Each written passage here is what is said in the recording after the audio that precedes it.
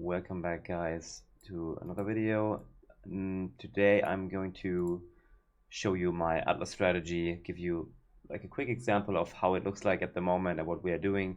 I have pretty much done almost everything here. I still need to do the Feared and the Forgotten and the Hidden, not almost everything, but yeah, still need to do some stuff, but I just was a bit lazy. But it has been going. Oh, yeah, Pat. It has been going very smoothly. I made some upgrades. I bought Awakened GMP. It's gotten cheaper again. It's a bit sad. I bought it for like 60 divine. I was too afraid that the price would go up. I also haven't qualityed it yet. Do I have GCPs? I do have GCPs. Let's quickly quality it. So I bought, anyways, I bought Awakened GMP. Let me quickly talk about the upgrades I made and then show you the Atlas strategy. I think that's more important. I didn't make too many upgrades anymore. I think I bought this shield. I did get Curse with this pair on hit here, and I did add in cast when damage taken steel skin. That's pretty much it. I think now we have an attack speed flask here. Actually, I did this as well, and I added in the large cluster jewels, which I also showed in the comments. And you can also always import my character into your POB. If you go to my profile, it's public. But yeah, this is really good. We have basically now no interruptions from stuns on chaos skills. So almost, yeah, impossible to be stunned. And we have nice chaos explosions. This could be good as well, but we're not getting hindered, I think, anywhere. It's usually for spells. So yeah, this is a new setup. Back to the other strategy. I'm going to show you a quick run, and then we're going to talk about what I'm doing and why I think it's good. Traditional shrines. Yeah, let's do this one. Group of one making. All right. Let me in. I think you've already seen this anyways. I did a run before, but my character was not nearly as strong, so it might have taken a little longer. I don't really know what's on this map. I think there's also Monster Life here. But as you can see, there's a lot of density going on. It is Deli Beyond, so you need a really strong character. This is very nice, so we getting a speed shrine now in the beginning, which really boosts like the speed at which we can do the map.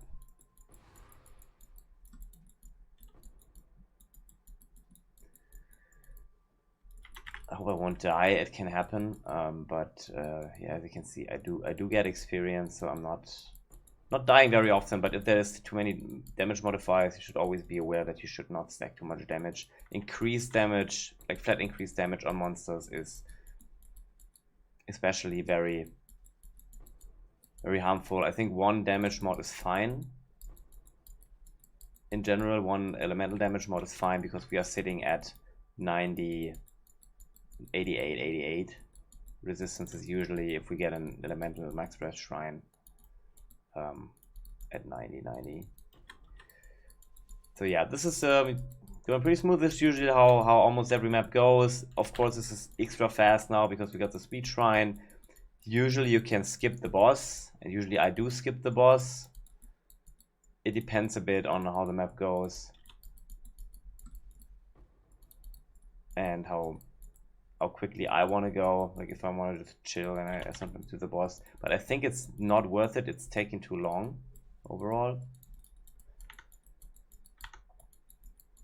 So just try to finish as quickly as possible.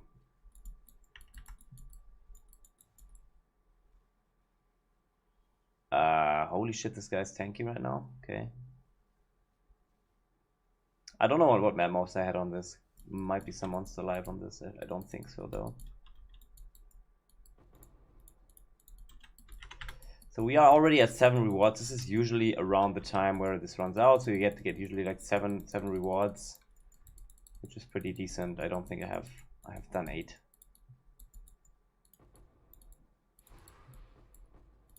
Is pretty impossible as far as I can tell. But yeah, this is pretty good. a lot of these cluster jewels sell for 20 to 40 C, and all the Deli orbs are pretty expensive too.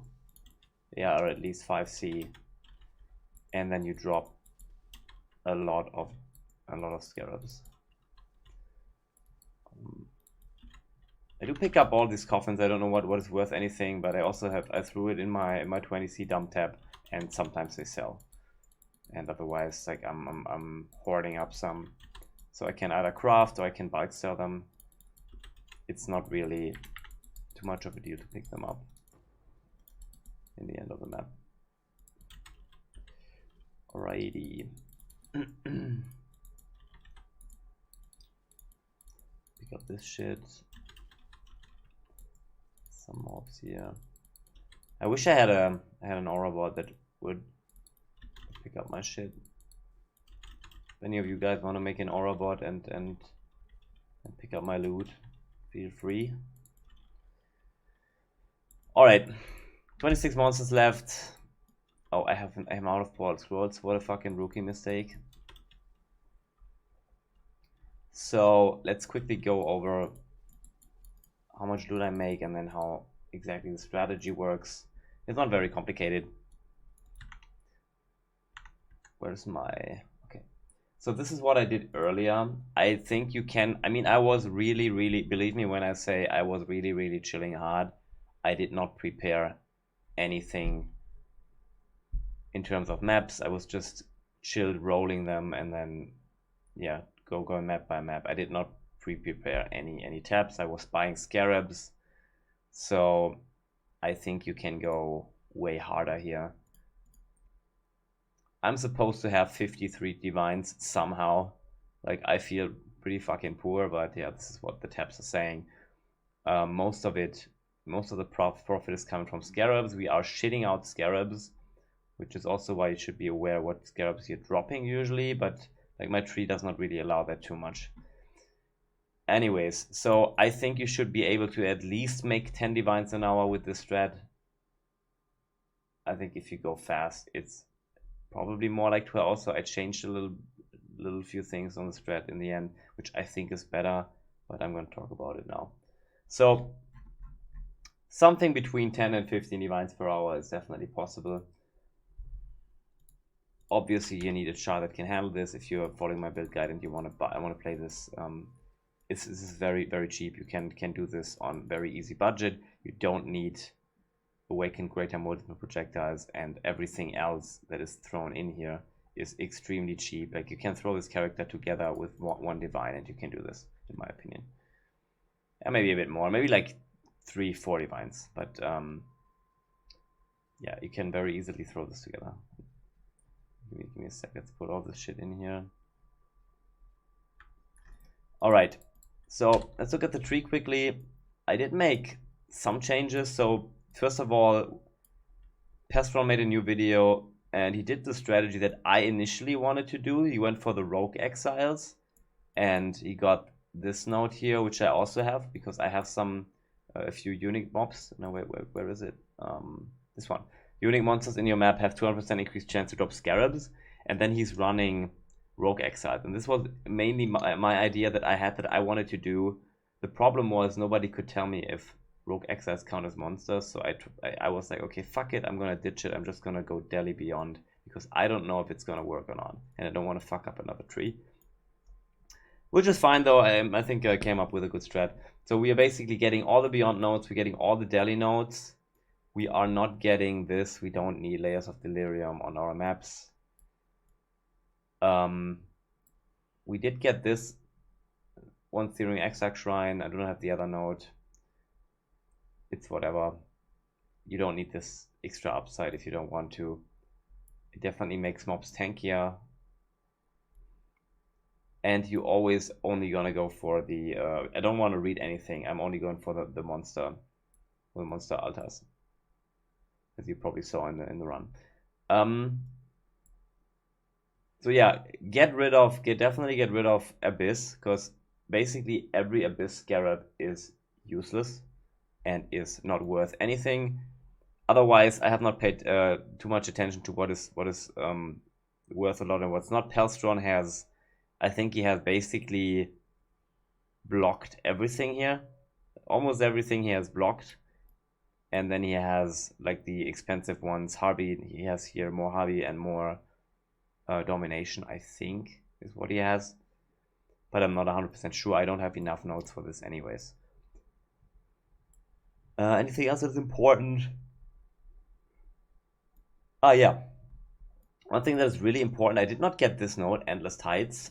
I don't think it's worth it, but I'm not 100% sure. I think at the moment tainted currency is fairly expensive and you do want this. But I think it will get diluted within a few days, and then it's more important that you just have the pack size and you can get this node.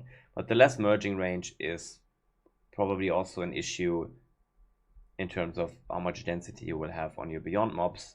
So I think overall it's probably better to not take it. Let's look at the Scarabs that I'm going for.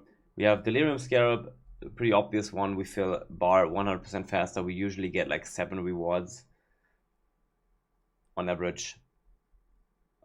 Sometimes only 6, but most of the time 7. 2 additional Delirium rewards, 2 additional shrines, and 40% increased magic pack size. I was flex spotting this and tried some stuff out, but I think in general or overall 40% increased magic pack size makes the most sense, because we are also getting this node. Shrines in your maps are guarded by at least 1 magic pack, right? So we get on every shrine, we get at least 1 magic pack and we get 40% increased pack size. So in my opinion, there is probably no better Scarab than this one. I don't know what it costs, but I don't think a lot. It's 1.7C. And also keep in mind that all of these Scarabs are not worth anything. I think something else what you can do is, or what you could run, and what I was thinking about, if you want to go for a more expensive Strat, that could also be good. I'm not 100% sure about it. It might be better if you just run the cheap one. I don't even think I have one of these. Let me see, what's Domination. Oh, I have one of these. So I think what you could also do is you could go for this one. Shrines in area are guarded by an Atlas boss. And then you stack a lot of shrines on the map. And then you combine it with the Beyond one. So you get this one, Beyond Scarab of the Invasion. Then you get 8 to 12 additional Beyond portals per unique monster slain in the area. And you combine it with the Domination Scarab of Terrors. But this one is pretty expensive. It's 25C, and you will probably not be able to bulk them very nicely. So keep that in mind. I will probably just farm these, and then once I have like 20 or so, I will test it out. But this could be a good strat, because you will get a lot of unique mobs or monsters on your map. You will get 8 to 12 additional Beyond portals here from every unique monster, and it should be a lot of nice rewards and a lot of Scarab rewards with the 200% extra. Is it gonna be as good as the strat that I have now? I don't know. I really need to test this out. This might be straight up better, to be honest. I'm not 100% sure about it. All right, anything else I wanted to talk about? Yeah, some people were asking, why are you not using a Dying Sun?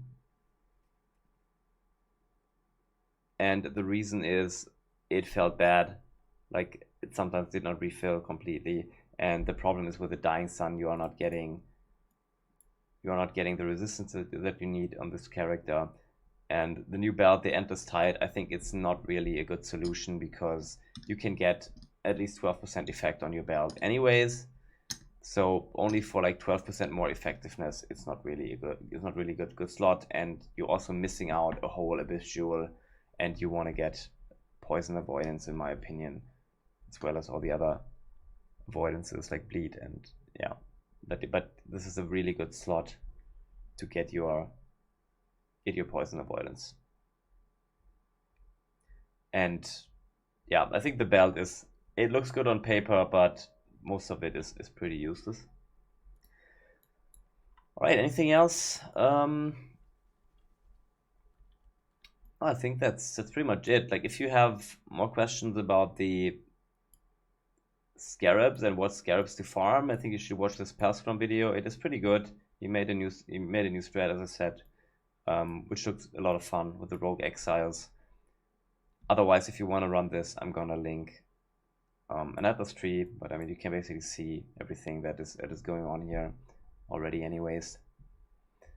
And I think it's a pretty good strat, but you need, I mean, this build is pretty good with it, but you definitely need a fairly tanky build and something with a decent amount of damage.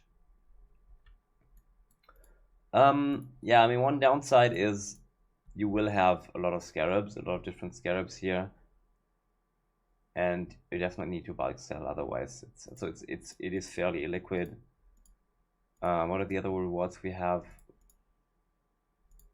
We do have a bunch of essences still. But yeah, you will not drop too much raw currency. All right, I think that's basically what I wanted to talk about. Yeah, you can always import, as I said, you always import my character with a profile, DaaCo, DaaCo, to look for updates. I'm not gonna always update this character anymore unless I do some significant changes now. I think overall we are in a pretty good state. I might go for the Transcendent setup, but we will see. Okay.